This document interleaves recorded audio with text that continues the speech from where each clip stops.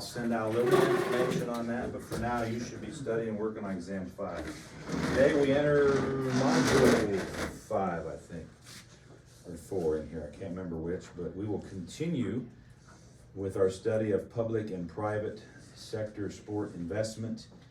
Today, I get to go a little bit deeper, and public and private gets in the weeds a little bit and can be a little boring, but because today and Thursday I'll be talking about taxes and specific kind of trends in the public financing of these major sport facilities, and how teams and cities cooperate together, and how the actual money comes about. So the last 3 weeks we looked at the relationship, public and private. We really delved into the structure, the hierarchy, the structure, kind of a fiscal operating models. Today, tomorrow, Tuesday, I want to really go down deeper into the actual monetization of public sport. Now, to do that, I'm going to be referring to my notes a little bit so I stay on task. But I do want to draw on the board and have some fun with my fancy model. So I want to talk mainly about the public financing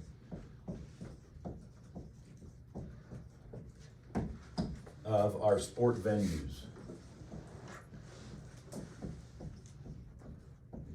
And these sport venues would be the local stadiums, arenas, convention centers.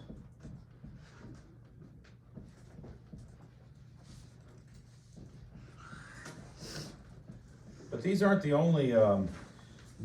only public sports facilities in a given community. They're usually public golf courses.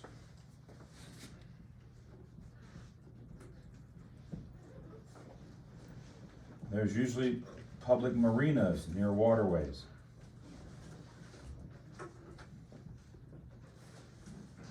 Skate parks.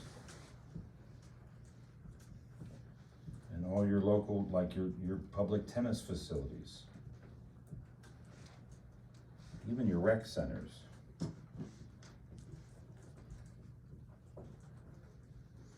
What else? Those frisbee golf.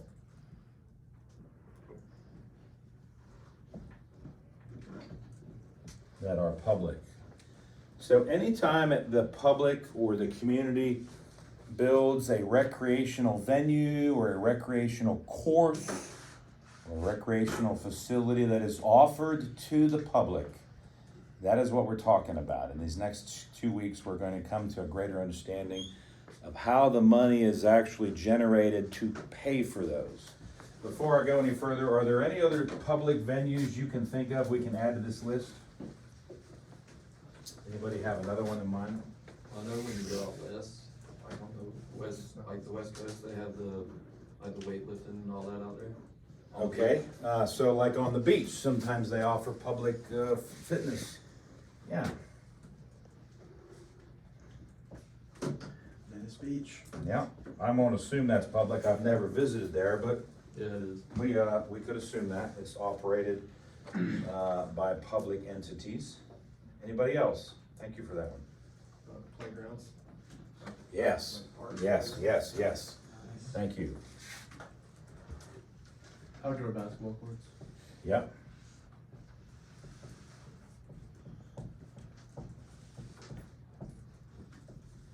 Yeah, all your baseball and basketball, where your pee-wee baseball or softball or basketball is offered to the public, and or where they hold those recreational leagues and tournaments, all of those, yes. Anybody else? Those are good. Public swimming pools.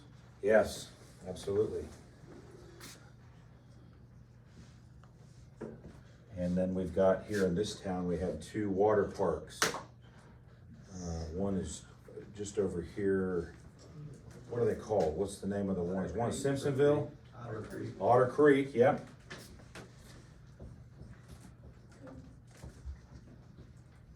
Yep. All of those are operated by some form of a public entity. They're owned, remember we've talked about this, they're managed by public government entities. They're not owned by anybody, but the control of them comes through public means. And every time you hear the word public in this manner, it's really referring to what? A government entity. So most of this is controlled, operated, and managed and funded by your local community, county, or municipality government entities. That's a lot of facilities. And that's a lot of sport and recreation and leisure, which really means that's a lot of job opportunities for all of you when you graduate. And some of you can apply and go work, and they all hire sport managers.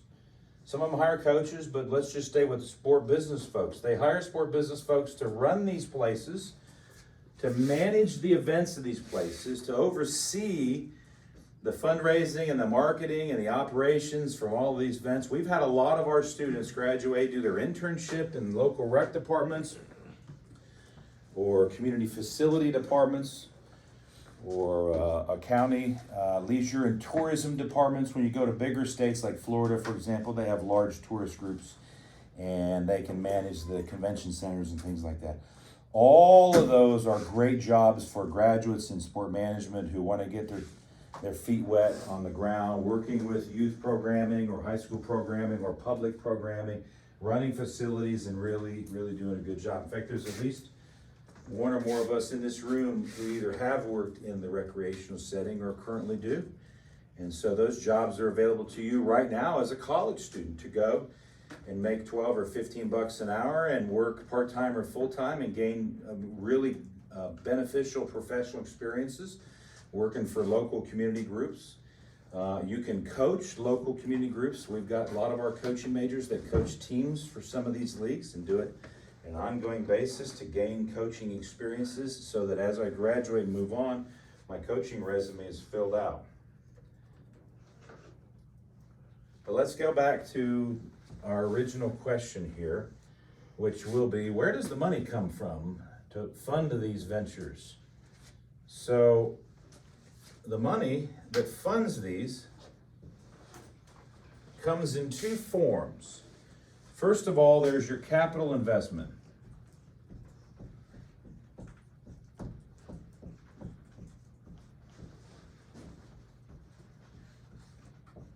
And anytime you hear the word capital investment, right away you can associate with that with the money that it takes to build it. The expense and the cost and the money necessary to build the facility, to dig the dirt and take the water to it and the power and the gas and the light and the curbing and the roads and to build the edifice, the golf course, the skate park, all the concrete that goes into the skate and the concession stand. So it's to construct it. So the capital investment is the money on the initiation of all of these things to build it and prepare it for use. The alternate side to that is the ongoing operating and monies.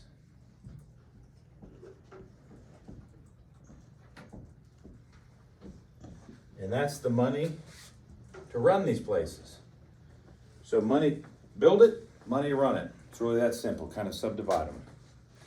And so our operating monies, just like it is for an individual business, our operating monies for power, gas, light, and water, for personnel and human resources, for marketing, for supplies, got to buy balls, got to buy skates, got to buy flags, got to buy this, got to supply every event, every facility, got to buy equipment and make the equipment work, and you have perishable supplies and et cetera, et cetera.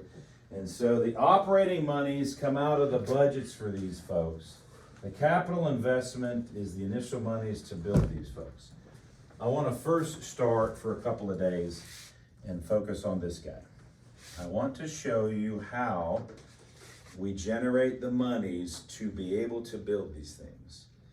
And then we'll come back and we'll talk about operating monies. I wanted to differentiate those for you at first, but that's where I'm going to leave it for now.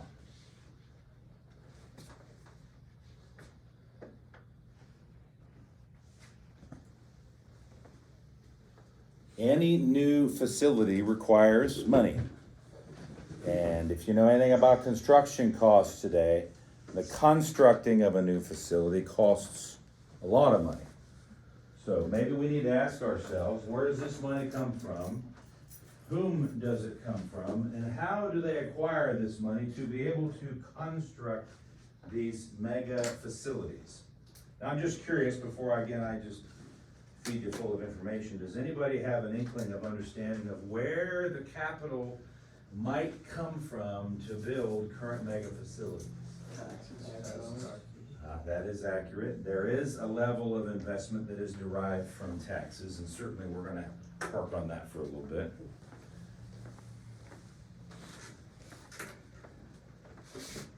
So where else might it come from? Donors or subsidies. Okay, so the people that build these have to figure out how to capitalize it, and there are donations to be acquired. There could be subsidies.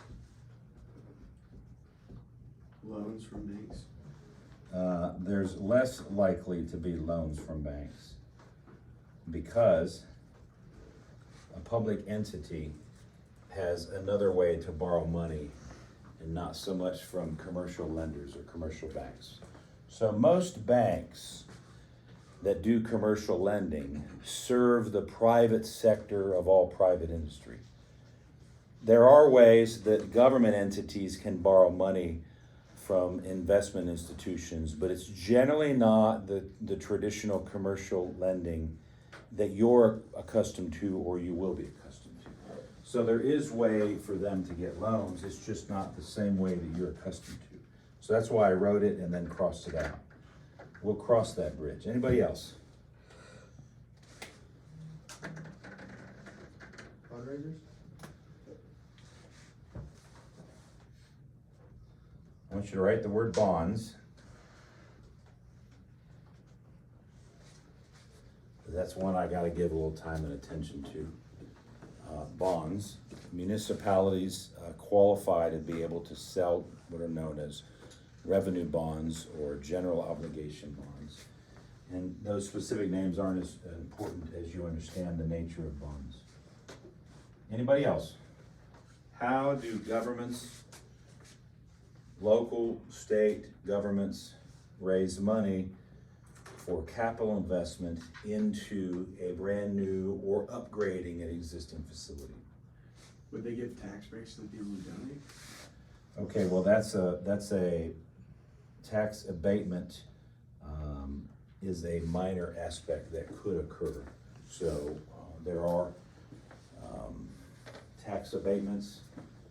What's the other word for that, Jeff? Tax deferrals that could be acquired, particularly when we lure new businesses. So like when the upstate was preparing to lure BMW to come to the community 20 plus years ago, both Greenville and Spartanburg got together and they had to put a package together. And in order to secure BMW building their headquarters, their North American headquarters here, they had to give some crazy amount of tax deferral and tax abatements, both county, Greenville and Spartanburg, to them. And it was a 20-year deferral or 20-year abatement that BMW got, which potentially was tens of millions of dollars in tax revenue for the community. But because they were able to secure that, it helped lead to the decision of BMW to come here. And so that's the trade. You bring the business here, we give you tax advantages because we know you're going to hire our locals, we know you're going to pour a lot of money back in the community. So certainly the government entities have an ability to ease a tax easement by giving abatements and what you might call rebates or subsidies, really. But that's in luring big business to come here. Anybody else? There's a couple of minor ones. We'll probably stumble on them as we go a little bit further. Probably the two predominant ways that communities raise money are through taxes and the sale of bonds. So we'll spend a little time talking about that. Now currently when the local governments tax you, they tax you in just a couple of ways. Now, the first one, most of you don't experience is the real estate tax. Does anybody in here actually own a piece of property in South Carolina? Okay, so if you own a piece of property in South Carolina, annually you pay what's known as property taxes. And your property taxes are subdivided between that, whatever you pay, just to give you an idea, the house that I reside in, the $1,560 property tax bill this year.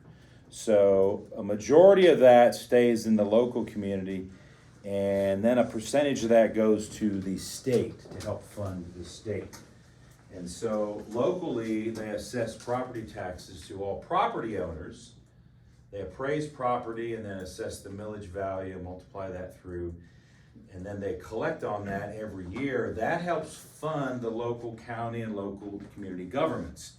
So it's property taxes that is the majority of the money that supports your local governments. And then your local governments can give money to the library system. And then that's where the rec department gets their budgetary money. So the rec department gets an operating budget every year that is a percentage of the total of the property taxes that come in to the local level. So property taxes are a big funder for local government.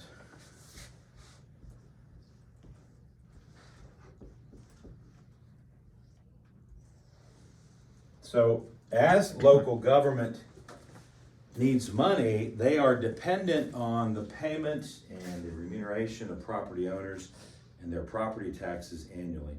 I pay mine one time. Some people can work out payment methods. Some people can work out scaling it. I like to pay it one-time bill. I usually pay it in December. In fact, that my notice is probably coming any day. I'll receive it, and they'll give you 45 days to pay it or something like that, 60 days. I like to pay that and get it done. Our local governments are dependent on property owners paying property taxes because that's a large chunk of the revenue that they generate. They can then turn around and dole out. So your local governments pay for certain services within the community. They pay for the sanitation, power and gas, light for all community-based businesses that our government owns. So any government entity that relies on the government funding at the local level is contingently dependent on property taxes. But the second kind of tax that they collect from you is what? That all of you pay today. Sales tax? That's right. Anytime you go buy certain items, there's always sales tax associated with it. Now, there are sales tax contingencies, so certain things you buy don't have sales tax. Anybody know, and can anybody think of an item where there is no sales tax?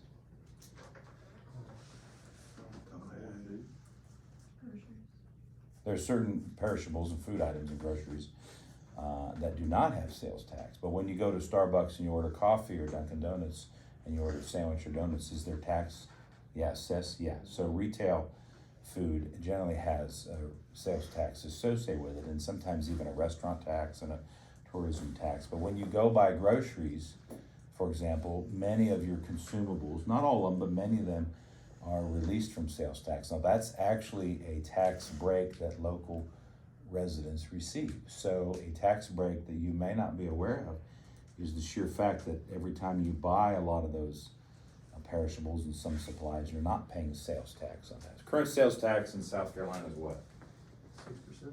Is it 6? Yeah. And that fluctuates from time to time, controlled by the state house. So your state legislature, which is your state elected officials, are the one that enacts state law, and much of that's built in and governed by your state constitution. So South Carolina's state constitution was, I think, written and ratified in 1864 or 65. You can look it up.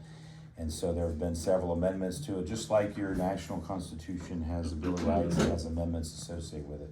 And then there's state law that the legislature enacts. On occasion, the governor can do executive law or executive fiat at the same time, similar to what you see Washington, Capitol Hill, only not nearly as egregiously demonstrated as you see coming out of Washington. But your state folks are basically the ones that determine what this percentage is. And they're actually pretty judicious about doing it. They're very thoughtful. They could make that a lot higher if they were greedy. Say it again. 1868. 1868, thank you, Josh. Yeah, South Carolina's Constitution, yeah. And so they're very thoughtful of your local producers, so manufacturing firms, retail firms, all your local businesses. I'm pretty certain if you talk to state legislatures in years past, they would tell you that they never wanted to gouge the local businesses because they know the local businesses support local economies and give back. But most, in the early days, most of your state legislators were business owners. So it would be harmful to themselves to be greedy at the state level. So that was a good thing, to have local business owners become your politicians, because they looked out for the business environment, because they knew the economy is what most people depended on before we ever depended on government subsistence and government dependency.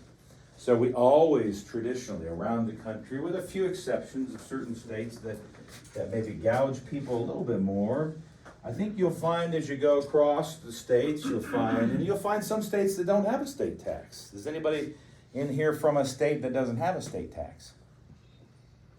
Tennessee doesn't, right? Tennessee doesn't? I don't know if that's the case, but I know there's a couple states that don't have a state sales tax or a very low sales tax. Are any of you from a state that has a double-digit state tax?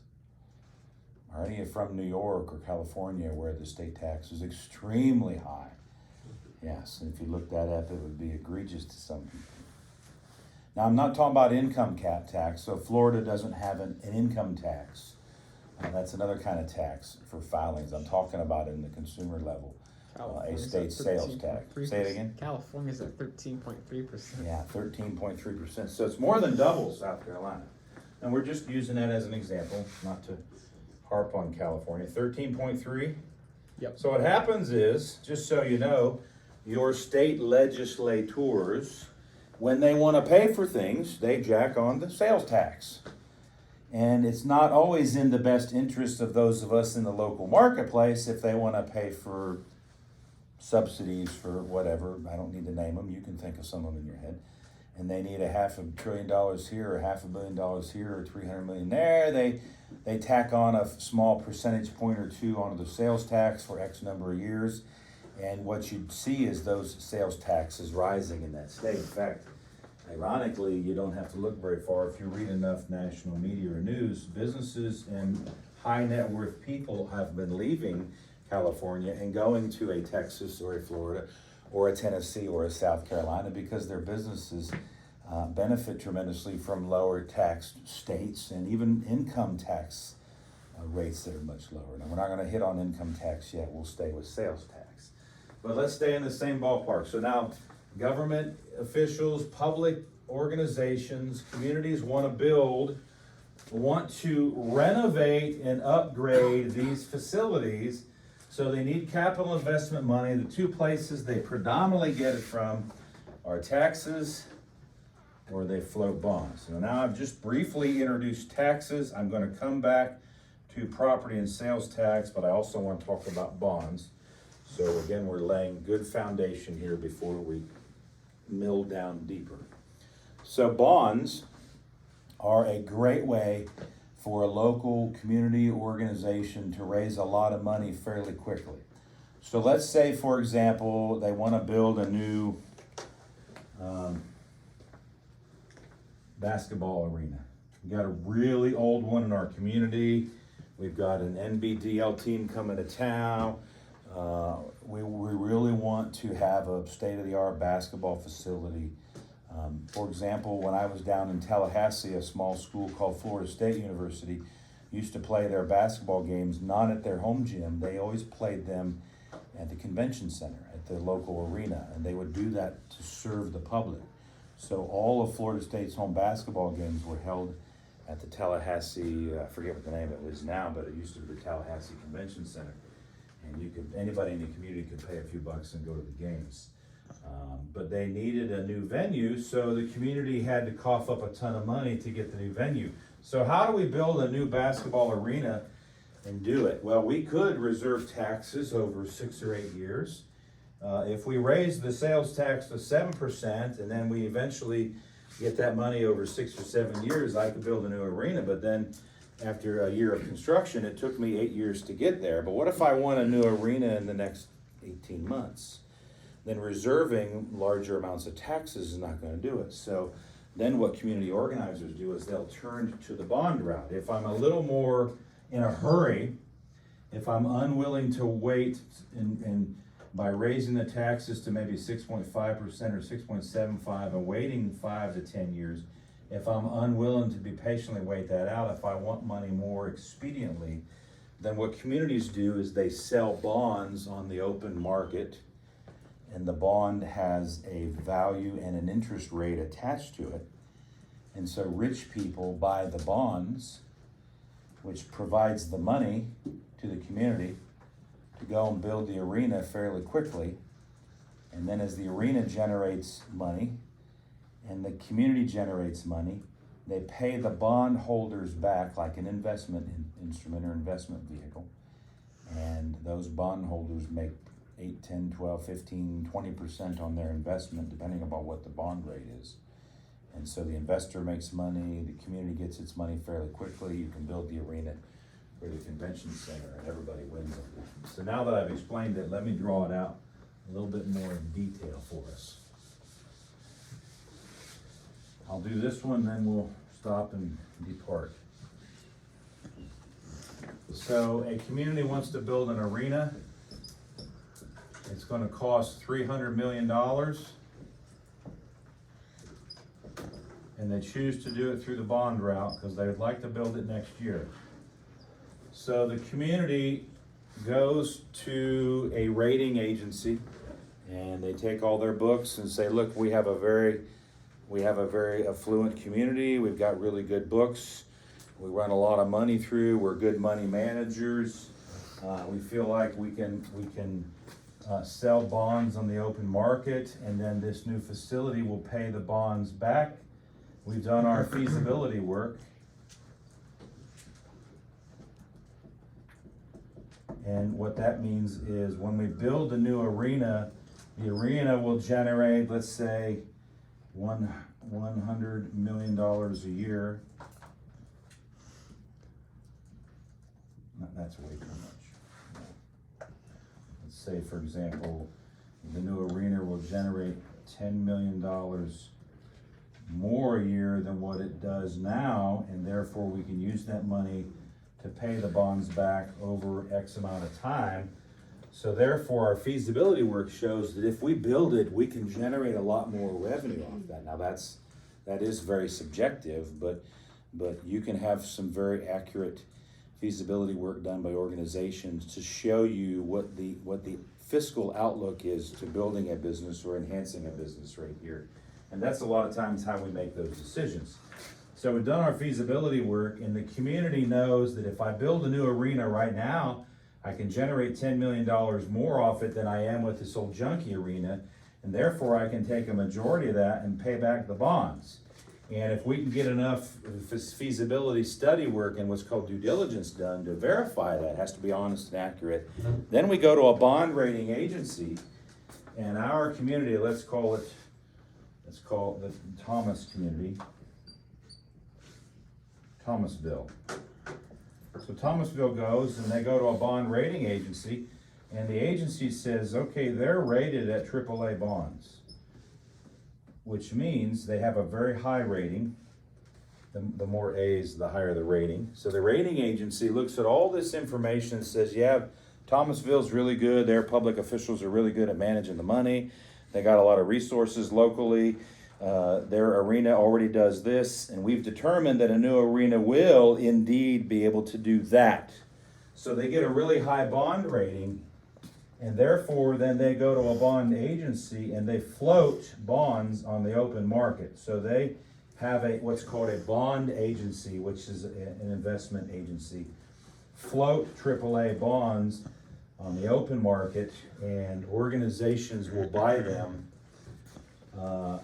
Pension funds, insurance companies, sovereign organizations, even like state governments, people that manage hundreds of millions or billions of dollars for the various union organizers, all kinds of organizations that manage big money, and they buy these bonds on the open market, And by buying the bonds, they generate the $300 million in sales of the bonds necessary. So then the money is raised, goes back to the government agency, and then they build the facility.